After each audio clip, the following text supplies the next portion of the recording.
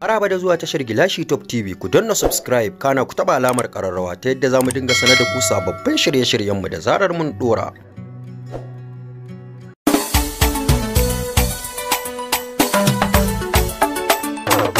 Baffa babba ɗan agundiya ce da 'yan adaidaita sahu za su daina sana'ar ma da yafi, ko me ya zafi haka kuma shi ba wuta ba? Ku biyo mu domin jin abin da shirin ya kunsa. To amma kafin nan ku danna mana subscribe kana ku danna mana alamar ƙararrawa, sannan ku dangwala mana alamar like ta yadda za mu dinga sanar da ku sababbin shirye-shiryenmu da zarar mun dora.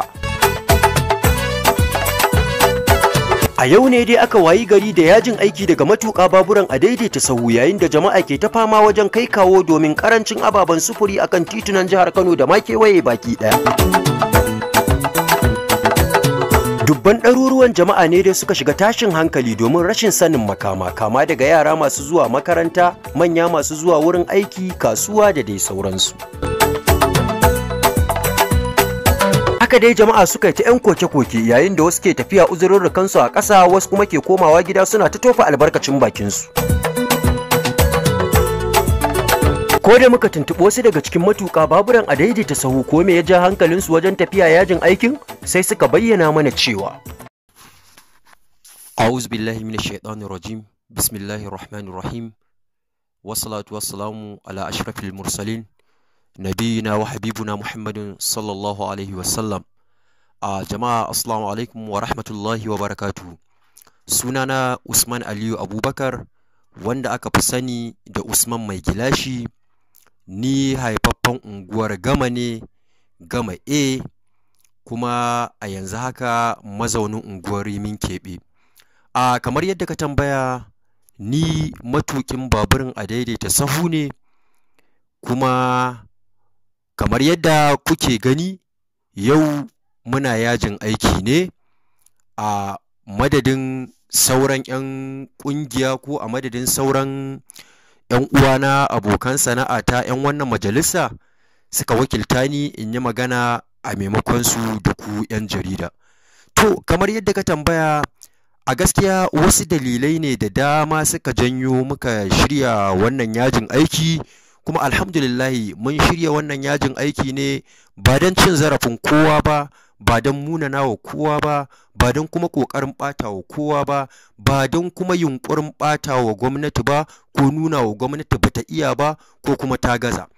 Ala ayi halin sanin kowa ne cewa ita gwamnatin demokaradiyya gwamnati ce da aka yi don al'umma, daga al'umma, kuma domin al'umma. Abin da nake so in ce a nan shine gwamnati ce wacce take al'amuranta domin talakawanta. To alhamdulillahi mu ma muna daga cikin irin waɗannan talakawan, kuma mu muna ganin wannan ita ce hanyar da za mu saurin janyo hankalin gwamnati domin ta waiwaye mu akan buƙatunmu ko kuma matsalolinmu da har suka ja hankalinmu wajen shirya wato ainihin wannan yajin aiki. To kamar yadda ka tambaya, kaɗan daga cikin dalilan su ne, a gaskiya sanin kanmu ne ko kuma sanin kowa da kowa ne cewa babu wata gwamnati wacce ta kasance ba ta ta'ammali da kuɗin shiga ko kuma ba tare da kuɗin shiga take gabatar da al'amuran ayyukan tafiyar da gwamnati ba. A taƙaice dai ina so in ce kowace gwamnati a kowace ƙasa ko a kowace nahiya tana alfahari da kuɗaɗen da take samu na shiga na cikin gida wajen aiwatar da sauran al'amuran gwamnati. To mu ma kamar haka ne, kuma alhamdulillahi gwamnati tana samun kuɗin shiga daga gare mu daidai gwargwado, sai dai kasancewar abubuwan da muke ganin gwamnati ta kallafa mana gaskiya ya yi yawa. Ya kamata gwamnati ta waiwaye mu, ta ji kukanmu domin ta rage mana wasu al'amura daga ciki. So gaskiya ina so in ja hankalin gwamnati, ina so in ja hankalin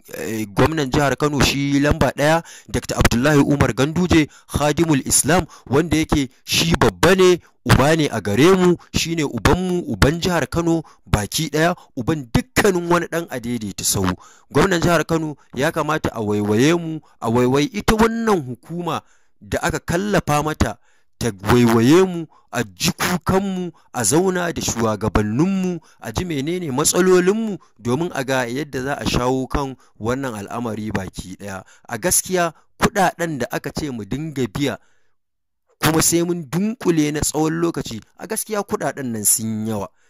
Kuɗaɗen nan sun yawa, ya kamata a duba. Mu ma talakawa ne da muke fita muke yin ƙwadago, muke nemo ɗan abin da za a dinga kaiwa bakin salati. Da yawanmu suna da iyali, wasunmu suna da iyaye, wasunmu suna da ƙanne da yayye wanda duk suna ƙarƙashinsu da wannan sana'a suka dogara. Ala ayyi halin, idan har aka ce mutum sai ya dunkule kuɗi ko na shekara ko na wata 4 ko na wata 6 ko na wata 3 ya biya a lokaci ɗaya, ina zai samu wannan kuɗaɗe a dunkule ya bayar? Wanda kuma cewa duk yawanci baburan nan fa haya purchase ake karɓa, balance ake yi duk sati. Wasu mu ma sojojin haya suke karɓa, sai sun je sun dawo sun yi ciniki ne sannan za a fitar musu ɗan abin da za su samu daga wannan ayyuka. So gaskiya ire-iren waɗannan matsaloli ne ya sanya muka yanke shawarar cewa gaskiya ya kamata mu shirya yajin aiki. Wala Allah mai girma gwamnan jihar Kano Dr. Abdullahi Umar Ganduje Khadimul Islam kuma ubanmu baki ɗaya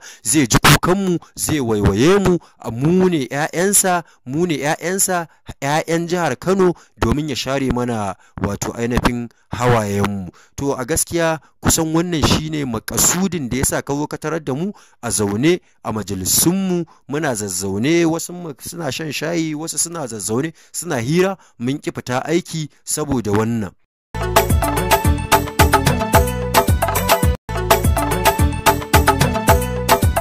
Wannan murya kenan ta ɗaya daga cikin matasa masu sana'ar tuka a daidaita sahu muka ji. Yanzu kuma za mu sanya muku muryar shugaban hukumar Karota, wato Baffa Babba ɗan Agundi, domin jinta bakinsa.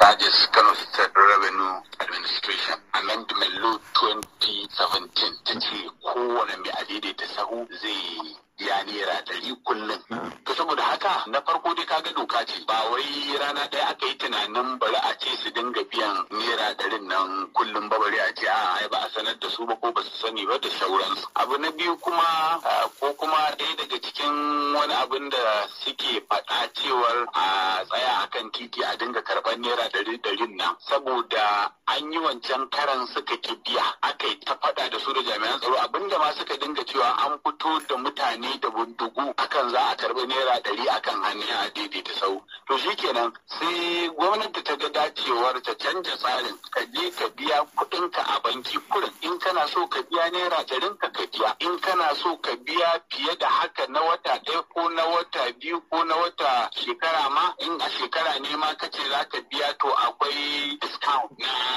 25%. To saboda haka wannan ne ba sa so su yi, kuma waɗanda ba sa so su ne waɗanda suke kwacen waya, domin idan ka je za ka biya a ƙaramita sai dole ka saka sunanka da datar ka gaba ɗaya da hotonka da lambar wayarka da lambar babur ɗinka, yadda ko wani abu ne ya faru nan da nan. Yanzu da jami'an tsaro sun tura mana suna neman bayani akan babur kaza, zaka ga nan da nan an nemo an ba su, an ce ko an kamo ma babur ɗin an kai musu shi. Amma saboda yawanci zaka ga wayanda ake cewa masu dancan kuɗin nan, su ne zaka ga sun yi goyon wajen mutum biyar kawai su zo su samu mace sana tsaye, su ɗauki wuka su yanke ta, su kwace wayarta ko su kwace jakarta, ko namiji ko mace. Wannan abin da aka sani ne ana kai. Wannan rabin zargin da kuke yi masu irin wannan ɗabi'a a cikin yan adada da sau, su ne waɗanda ba sa son su wannan doka kenan kake nufi? Kwarai da gaske, tunda kaga wanda suke da da'a suka san abin da suke yi, gashi suna ta biya, ana ta biya, gashi ana ta biya din. Ka ce doka ce ta ba da dama a karɓi wannan haraji, amma tuntuni mai isa ba a karɓa sai yanzu. Kuma ba kun rawaito ba lokacin da aka dinga cewa gwamnati ta fito da jami'an tsaro har da bindigu akan karɓar naira 100 aka yi ta wannan hayaniya, aka yi ta hayaniya, ai ba wai ba a karɓa ba ne. Kuma muka zo muka yi musu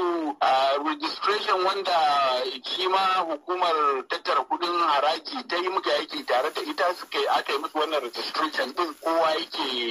ake da detail ɗinsa. To ina ga wannan dunkulallun kuɗi kuma da aka ce an karɓa a hannun su matuƙa babaran a watannin baya, shan lokacin da ake maganar za a ba da taraka. To shine naira 8,000 ko? Akwai waɗanda sun biya 8,000 ɗin ko akwai waɗanda kuma suke cewa sun biya sama da haka ma. To wanda ya biya 8,000 ya biya kuɗin permit ne. Shi ma doka ce ta ce in ka siyo abin hawa wanda za ka yi aikin haya da shi, to za ka nemi izinin aikin da shi cewa za ka yi tukin haya da shi. Sai ka biya wani amount wanda za a saka maka, shi ne aka saka naira 8,000 a wannan lokacin don ba da permit ɗin, kuma aka ba da permit ɗin don ka yi aikin. to har sai kuma gwamnati ta ga dacewar ta saka wannan tiraka domin idan mutum yana tafiya da babur ɗinsa za a gano cewa ya bi ta guri kaza ya bi ta guri kaza ya bi ta guri kaza kamar yadda suke cewa ma in sun biya kuɗi da ya wuce na kwana ɗaya ma a ran da ba su yi aiki ba to kaga idan mutum kowa ya saka tirakarsa sai ka ce a yau ban yi aiki ba shi yasa ban biya kuɗi ba da an duba a kwamfuta za a gani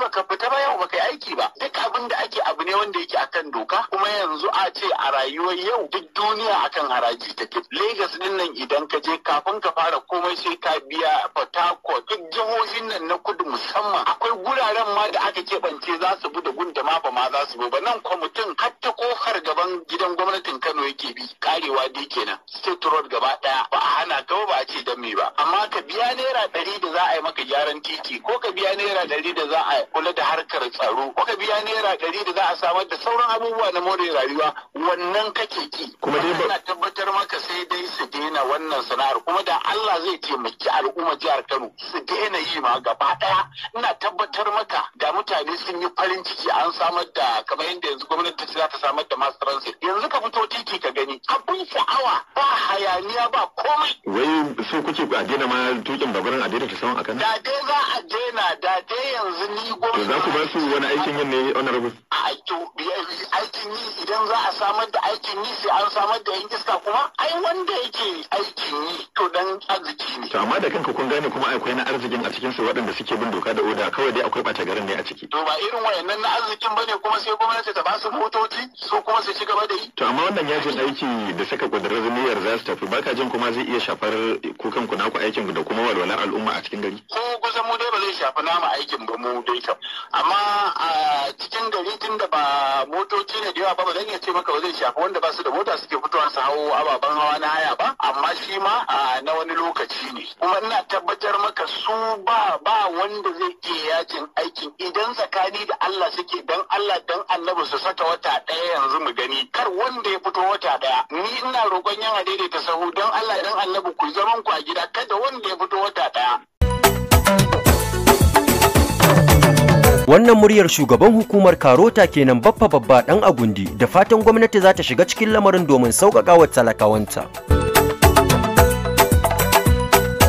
Domin ci gaba da samun ingantattun shirye-shiryenmu, kada ku manta ku danna mana subscribe, kana ku taɓa alamar ƙararrawa, sannan ku dangwala mana alamar like, sannan ku yi mana comment ta yadda za mu dinga sanar da ku sababbin shirye-shiryenmu da zarar mun ɗora.